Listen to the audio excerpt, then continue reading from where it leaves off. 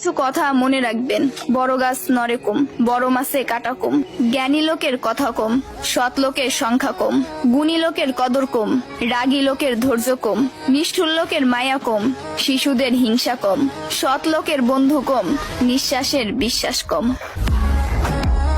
টাকার গরম, ক্ষমতার দাপট, সম্পত্তির অহংকার, রূপের বড়াই, এগুলা রাখবে কই?